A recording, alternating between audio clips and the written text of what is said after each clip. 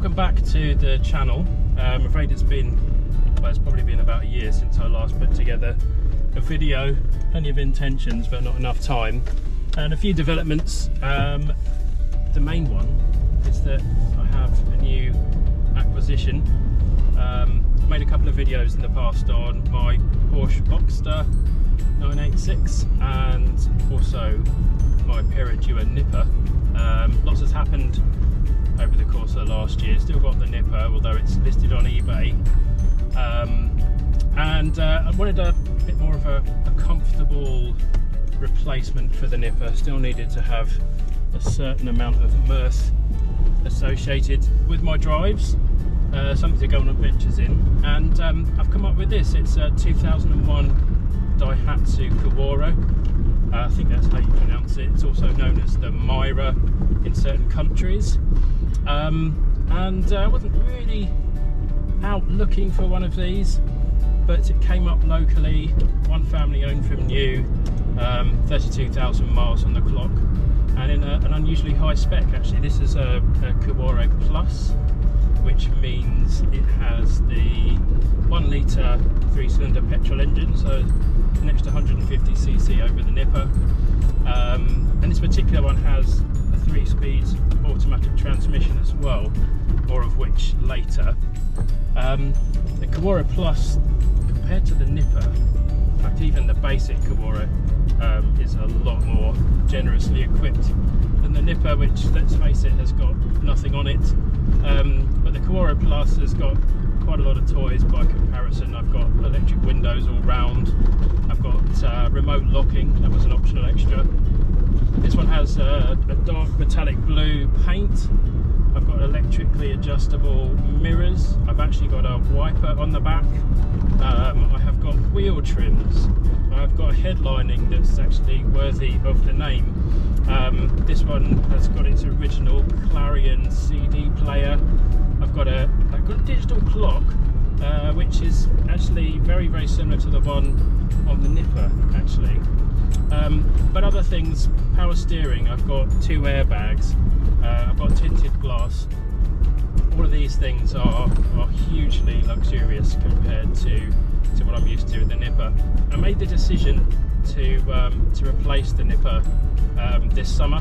I thought I might do. The joke is starting to wear thin. I absolutely love that car, but it's become, well, it's never expecting it to be the best car for long journeys, let's face it, but it started to get a bit too much. And on the way up to the Festival of the Unexceptional this year, the car was entered for concours. A blisteringly hot day on the way up.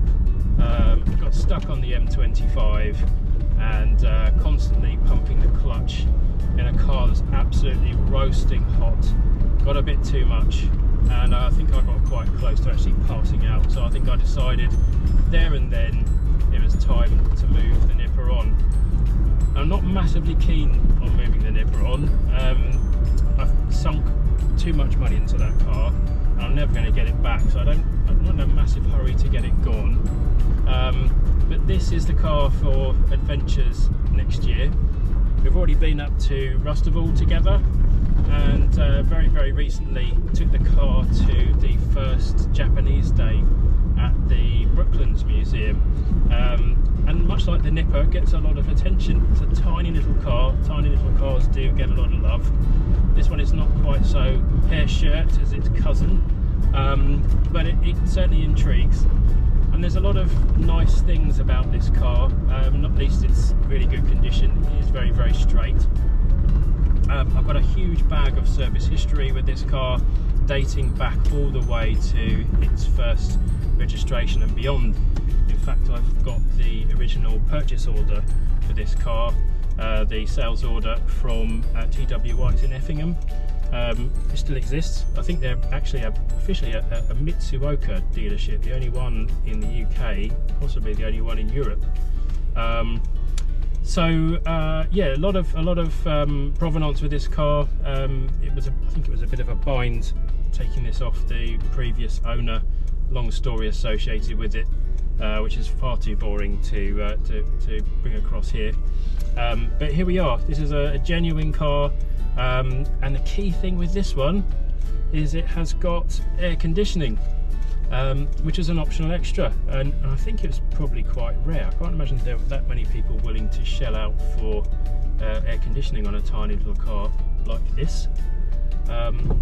It's a basic system, but it works very, very well. I'm told it's never been recharged, which would be a bit of a surprise because this car is getting on for a quarter of a century old now. But if it's true, then great, it bodes well. Fingers crossed it'll keep working. This is a major benefit to me driving this car in the future. Big plans for 2026. The performance-wise, overall, it's not bad. It's very happy to pull away from a stop. It's got pretty smooth shifting gears, very quickly up into second. I find myself now in top gear at doing 40 miles per hour, and it's absolutely fine. We're ticking over at 3,000 revs, it's comfortable. But the faster we go, the more I feel inclined to see if there really is actually an overdrive button on this transmission. There isn't. Alright, so driver's eye view then. This is the sporty Daihatsu steering wheel. Power assisted steering, 2 horn pushes, ready. Let's have another look around here. What have we got? Oh, electric mirrors. Adjustable on both sides, which to me is a untold luxury. Down here, electric windows all round with one touch down on the driver's side, and I've got a little button here that's quite useful to switch that off when I've got the children in the back. Unfortunately, it's a bit of a blunt instrument because it shuts everything off. And we have got something I'm unfamiliar with here. You might be able to see this. It's a rear wiper button. We have the indicators on the left, unlike the Nippa, and the wipers on the right. Power assisted steering. And look at this. Without this, I probably wouldn't have taken the plunge on this car. To me, it was such an unusual find. I thought it had to be done. So yeah, air conditioning, simple but effective. It blows really, really cold, and I'm hoping it will stay that way. You might notice the fairly indiscreet positioning of the electric window switches. These are the same on the rear doors as well. No mistaking where they are. We're spoilt with safety here. We've got a twin airbag system. This is the original Clarion head unit. It was a dealer fitted optional extra. It's actually pretty good, and I want to keep it. It's got green illumination that matches everything else in this car, including the clock. So this is the Daihatsu Cuore. It's not a Perodua.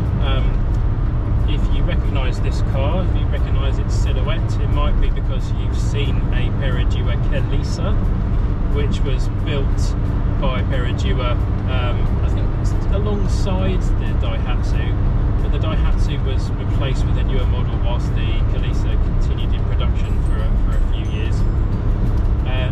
Interestingly, earlier on today I actually spotted a Kelisa and managed to get an opportunity to photograph the two next to each other, and of course they're almost identical, just slight differences on the front and rear end and the specifications.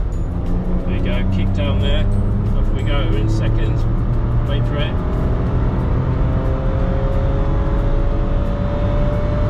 Third, there we go. We're moving along pretty well. Up to 70 now, 5,000 revs. I'm waiting for that fourth gear change, and of course it's not going to come.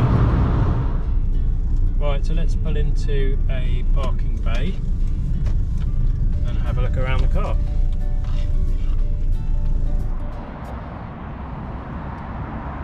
Excuse my reflection.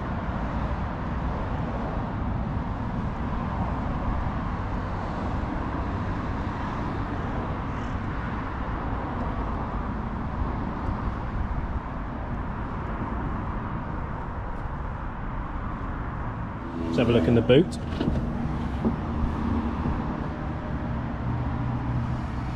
Nice, easily accessible space. A bit more room than I'm used to in my previous tiny car. We have a 60-40 split here. The interior is actually really quite nice.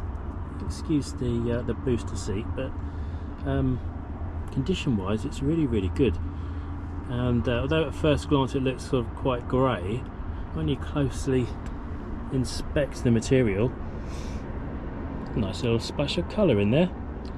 The other thing I like is the headlining. It's an unusual colour, sort of grey, charcoal-y kind of finish, and it's a sort of more solid plastic rather than the perforated vinyl that has been hovering above my head for the last couple of years. Right, so here's the gear selector. Very simple. It's really satisfying to use this proper juicy plastic kadunk when you move through the, is it a gate? I don't know, the selector. And you may have noticed that in front I've got this, look at this, cup holders, actual manufacturer fitted cup holders. Quite remarkable. You might have noticed my my dodgy FM thing to try and make my phone work. It's proving to be a bit of a mixed bag. We also have a glove compartment, which is usable actually. It's actually got a decent amount of space, probably because this car was designed for right-hand drive, so we've actually got a usable little cubby there. And then this is a nice little thing as well. I have got a remote tailgate and fuel flap release on the Nippa, but this one is a bit better designed. Push it down for the fuel door to open, pull it up for the tailgate to open. Here's my keys as well. So let's take a closer look at this. The remote locking fob. This was a dealer fit accessory, manufactured by Toad. So remote opening and closing. Apparently you could also spec full closure to do the windows, etc. But whoever it was that bought this car first decided not to take the plunge. But they did dick a few other options. So the air conditioning and the metallic paint were both options, and the dealer fitted the Clarion head unit. Right, it's all very honest and original here. Nobody has been tempted to get the steam washer out. 1 litre inline 3 twin cam. This is a timing belt engine, and it looks like I'm going to have to replace it probably next year, but it looks like it's a simple one. All very accessible here, and yeah, nice and honest, and hopefully no issues. Some 13-inch wheels fitted to this car. We've got decent tyres as well. I think the rear tyres are probably the original ones, and I need to keep an eye on those. They've got plenty of tread. They're Yokohamas. We've got some ditch finders here, but they're in good shape, so no plans to change those. So the first thing I looked at when I went to inspect the car was just to check for rust. Some rust traps here in front of the rear wheel, just starting to corrode. Hopefully nothing too serious. I think it's okay. Put some cure rust on it. Same thing on the other side. And the sills as well, a little bit scabby, but no perforation that I can see. So I'm hoping we can avoid any welding. I've got it booked in to be cleaned, painted, and to under seal. Make sure it's protected for the future.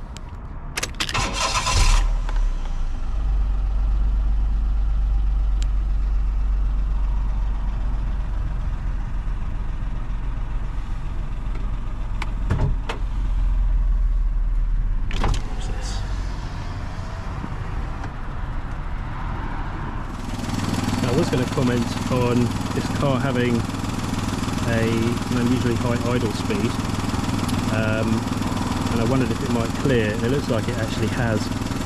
It's now ticking over about 800 revs, which I think is about right, and doesn't seem to be upset when you switch the AC on. The air filter housing is vibrating around, but the engine generally moves a lot less than the 850, and the Nippa is something fun as well. Proper grandad repair or improvement. Got a homemade device here for pulling up the parcel shelf, a couple of self tappers and a bit of nylon thread. Nice work. And I'm not quite sure why they bothered. One of the previous keepers of this car has fitted parking sensors, which to me seem like unnecessary frippery, given that you can pretty much reach out behind you and touch whatever it is that you're trying to park against. But hey, you know, pretty neat. Probably just need to be repainted the right colour. Right, time to go for a bit of a drive.